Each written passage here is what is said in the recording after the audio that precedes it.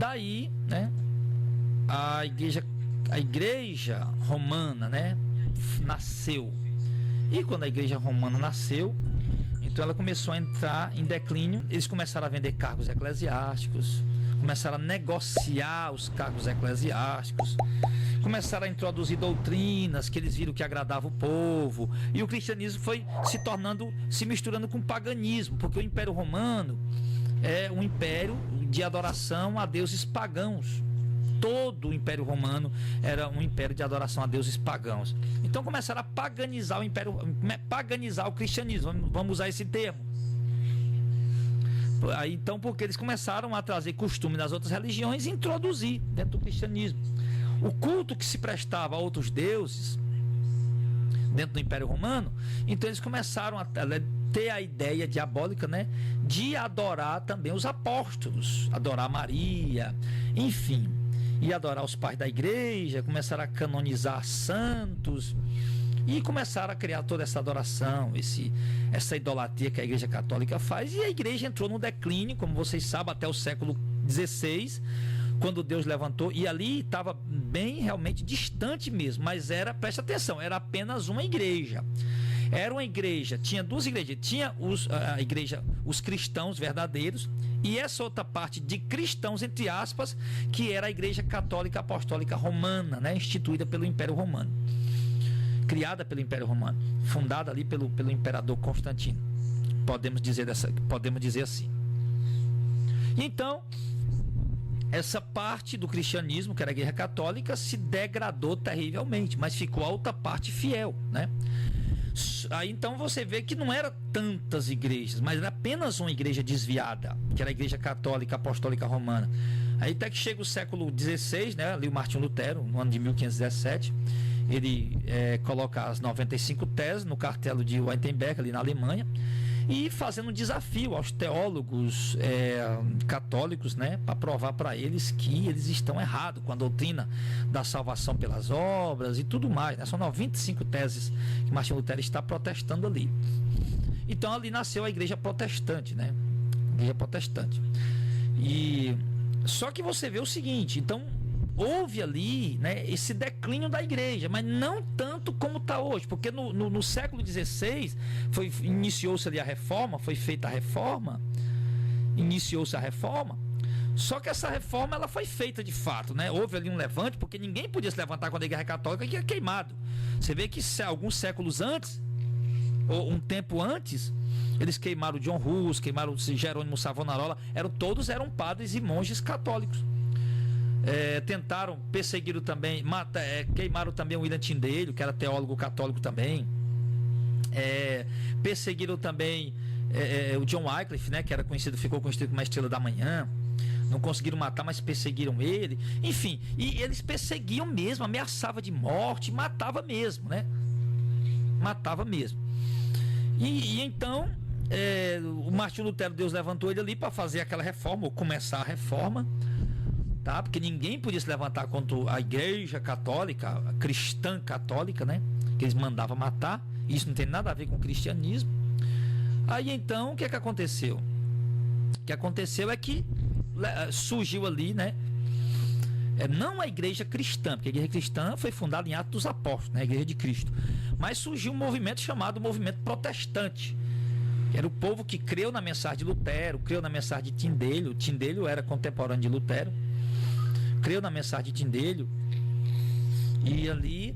e dos outros reformadores e pré-reformadores, e o povo creu, né? Então o povo levantou-se em protesto contra a igreja católica apostólica romana, de modo que houve guerras, os protestantes mataram católicos mataram protestantes, e houve uma guerra realmente terrível, né? E tudo isso para tentar trazer de volta, né, a verdadeira doutrina. Só que, claro, os protestantes usaram de uma maneira errada para poder fazer isso, a princípio, né?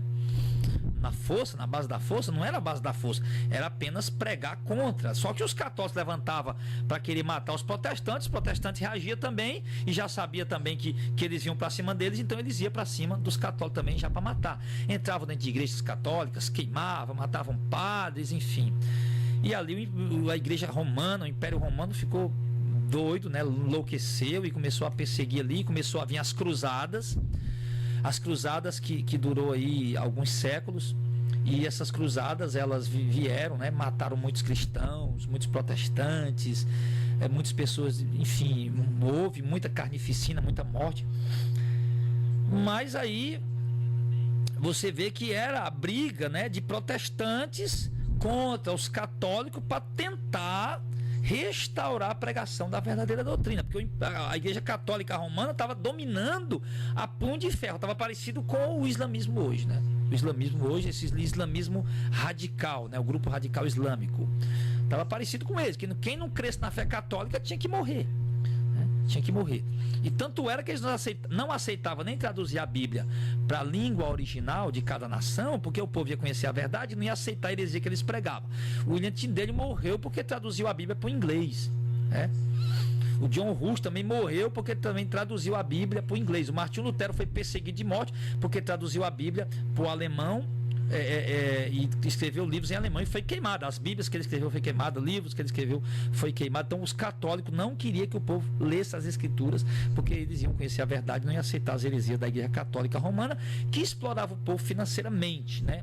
Uma das explorações deles era o povo era escravo, né? E tornou-se um império, uma igreja muito rica. Inclusive essa basílica muito famosa, que é a Basílica de São Pedro, lá no Vaticano, ela foi construída no ano de 1500 ali, de 1500 para cá, né, com o dinheiro das indulgências, né, que eles vendendo a salvação, dizendo que dava um documento, quem pagasse determinado valor, a Igreja Romana dava um documento assinado pelo Papa, que ali todos os pecados das pessoas estavam perdoados. E Martinho Lutero, aquilo ali abriu os olhos dele. Então você vê que era uma luta ali contra a verdade, ou pela verdade, aliás, né? Os protestantes tentando restaurar a verdade, os católicos sem querer aceitar, e houve aí essas mortes, essa carnificina. Mas quando chega, irmão, ali no final do século XX, que começa a se levantar esses movimentos da teologia da prosperidade, os novos pregadores ali, principalmente nos Estados Unidos, e eles começam a contaminar o mundo com heresias, e muitas denominações vão sendo abertas. E aí o que é que acontece? Essas tantas denominações sendo abertas, claro, já vinham sendo abertas denominações já há muito tempo, mas aí começa a se contaminar, doutrinas novas começam a entrar de novo, do jeito que entrou na Igreja Católica Romana, começa a entrar doutrinas novas novamente, começa a entrar heresias, deturpação do Evangelho, e você vê que isso, né, como eu já falei, do final do século XX, aí para a entrada do século, final do século XVIII, século XX, já foi um século de muitas heresias. Século XXI, já passaram para o século XXI, já você vê que a coisa está aumentando cada vez mais as heresias. Você vê que sempre estão abrindo igreja. Essa igreja mundial, por exemplo, essa igreja universal, elas têm 15 anos, 30 e poucos anos, já é a igreja desse século, e são igrejas, irmão, totalmente corrompidas, privadas da verdade, desviadas do verdadeiro evangelho, né? Você vê igrejas aí também antigas, muitas outras igrejas antigas, denominações antigas também, que hoje também estão desviadas da verdade. Então aí surgiu esse neopentecostalismo, o pentecostalismo, e aí isso foi introduzindo coisas novas dentro da denominação da igreja, e aí a igreja chegou a ser o que ela é hoje. Você vê que no século do ano 1500, do século 3 até o século 16, eram apenas duas igrejas ali brigando pela verdade: a Igreja de Cristo verdadeira e a Igreja Romana, que chama de Igreja Católica Apostólica Romana. Agora hoje não, hoje são centenas de denominações, milhares de denominações abertas em todas as esquinas, em todas as ruas, em todos os bairros, em todas as avenidas. Aí virou, sabe, cada um tenta fazer a melhor campanha, cada um tentar usar de meios e artifícios para atrair mais pessoas, enfim. Então, sabe, irmão, virou de fato uma coisa de proporções gigantescas. E isso só me resta a citar para a igreja o que o apóstolo Paulo deixou escrito, né, numa profecia que ele ministrou, revelada pelo Espírito Santo, que um dos sinais da volta de Cristo, ele fala em 2 Tessalonicenses capítulo 2, é que ele fala aqui do verso 1 até o verso 2, explicando, né, que estava havendo alvoroço entre os irmãos, como se Cristo viesse logo, e tem algumas pessoas querendo enganar vocês, e vocês não devem se enganar, porque Cristo não voltará sem que primeiro aconteça a apostasia, se manifeste o anticristo, né? Ele vai dar umas descrições aqui, mas ele se refere ao anticristo. Então observe bem, Paulo diz que uma das profecias ou dos sinais para a vinda de Cristo seria a apostasia. E essa apostasia, ela seria de proporções extraordinárias, porque a gente sabe que no primeiro século, né, do primeiro século ali, já na primeira igreja dos apóstolos, até o ano 100, já começaram a surgir algumas heresias. Você vê Paulo lutando contra isso nas suas cartas, mandando Tito ir lá e repreender esses falsos profetas. Você vê João escrevendo sobre isso, as 3 epístolas de João, ele preocupado com a igreja, mandando ele provar os espíritos se realmente são de Deus. Ele fala de alguns que saíram de nós, mas não eram de nós, então distorcendo a palavra. Paulo fala de outros que pregaram heresia, crendo em Jesus, mas distorceram a palavra, pervertendo a fé de alguns. Apóstolo Pedro também fala de outros que entraram no meio da igreja e começaram a ter uma visão de lucros com a obra de Deus. Então vê todas as cartas, você vê Tiago também falando sobre isso. Judas ia escrever sobre a salvação, mas mudou o sentido da carta que ele escreveu para os cristãos dispersos, e ele muda o sentido para falar só da apostasia que está entrando dentro da igreja, das heresias, tá? Então isso começou a entrar dentro da igreja. A apostasia já existiu dentro da igreja desde o começo, mas não nas proporções que estão agora. Eu falei, era algumas heresias que entrava, que surgiu o gnosticismo ali. Nós cremos em Jesus, mas Jesus não veio em carne, Jesus veio em espírito. Não tem como uma pessoa estar em carne e ser 100% bom. Quem está na carne é 100% mal, né? Então Cristo era apenas um espírito aperfeiçoado. Então surgiu o gnosticismo também, pregando transformando a graça de Deus em libertinagem, como o escritor da carta fala, João. Paulo também fala disso, que ele transformou a graça de Deus em libertinagem. Então ele se refere ali ao gnosticismo. Então a gente vê que já havia algumas heresias, mas alguma apostasia, algumas pessoas apostatando, estavam na igreja, mas estavam saindo já para seguir essas outras doutrinas. Então a gente vê que isso já entrou na igreja desde o começo. Mas como está hoje, no século 21, nunca esteve. Nunca esteve. É incrível, irmão. Nós não temos só 2 denominações hoje, nós temos milhares de denominações espalhadas pelo mundo inteiro. Nós temos 2 denominações do século 3 até o século 15, até o século 16. Depois houve outras divisões, aos poucos, mas era só 2 até então. E até então, meu irmão, eram apenas 2. Uma pregando heresia, outra pregando a verdade. Hoje não. Hoje são milhares de denominações, e mais de 90% delas estão pregando heresias. Então olha como a coisa ficou assim gigantesca. E isso lembra também o que nós estamos vivendo hoje, essa apostasia aí descontrolada, que cresce desenfreadamente como rolo compressor a cada dia. Lembra também a profecia que o Senhor Jesus ministrou em Mateus 24, no versículo de número 1, ele fala disso. No versículo 5, ele diz: muitos virão em meu nome, dizendo eu sou o Cristo, e enganarão a muitos. Ele fala que muitos viriam em nome dele, e alguns chegariam até a dizer que era o próprio Cristo, mas vir em nome deles tem muitos. Eu vim em nome de Cristo, eu estou aqui em nome de Cristo, e enganaria muitos, né? Claro que ele se refere aqui àqueles que diziam ser o Cristo, mas também nós podemos ver aqui também que Jesus falou aqui em 2 sentidos, que muitos vêm em nome dele também para enganar as pessoas. E no versículo 11 ele diz: surgirão muitos falsos profetas e enganarão a muitos. E no versículo 24, em Mateus 24, ele diz: surgirão falsos cristos e falsos profetas que farão tão grandes sinais e prodígios que, se fosse, enganaria até os escolhidos de Deus. Então ele fala, você observe que as 2 vezes, tanto no verso 11 como no verso 24, ele diz: surgirão muitos, né? Ele diz no verso 11 que surgirão muitos falsos profetas, enganarão muitas pessoas. Então ele fala, quando ele fala muitos, irmão, ele não está falando apenas da igreja ter 10 ou 20 ou 30 ou 50. Quando ele fala muitos, ele quer dizer que é a maioria. É isso que ele quer dizer. Então é isso que nós estamos vendo, certo? Então é preciso, se o cenário cristão é esse hoje, então é preciso ter muito cuidado quando se vai escolher uma igreja para congregar. É preciso ter muito cuidado quando se vai escolher uma igreja para fazer parte. Preciso ter muito cuidado, porque nem, como dizem, nem tudo que reluz é ouro, nem tudo que se diz ser de Deus é de Deus.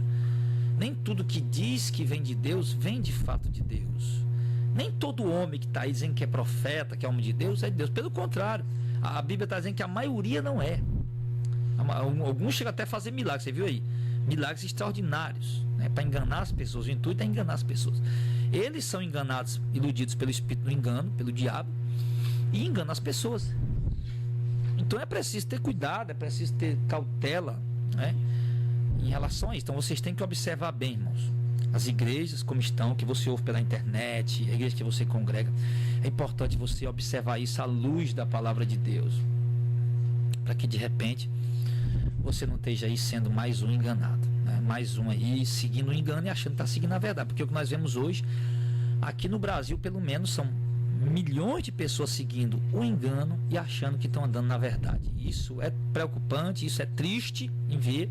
E o pior, se você vai tentar mostrar para eles a verdade à luz das escrituras, eles se armam contra você, se revoltam, se iram, se puder até lhe matar, eles matam, né? Então a gente tem que realmente, sabe, mas por isso a gente não pode se calar, não podemos parar, temos que pregar, temos que alertar o povo, temos que denunciar, temos que fazer o nosso papel. Foi esse o papel dos profetas no passado. Jeremias foi levantado para isso. No tempo de apostasia, Jeremias estava lá pregando o povo para se voltar para a palavra de Deus. Isaías foi do mesmo jeito, Malaquias foi do mesmo jeito, Ezequiel, Elias, está lá a briga de Elias contra um povo em apostasia por causa da liderança e dos políticos, liderança tanto política como religiosa, muitos profetas enganadores ali. Então assim, esses homens foram levantados exatamente em tempo de crise. Você vê que não eram muitos não. Você vê ali profetas contemporâneos, poucos deles. Você vê ali Josué, filho de Josadaque, o sumo sacerdote. Você vê ali profeta Zacarias, profeta Ageu. Você vê ali 3 profetas contemporâneos, né, atuando no mesmo tempo. Você não vê muitos profetas agindo na mesma época. Eram poucos.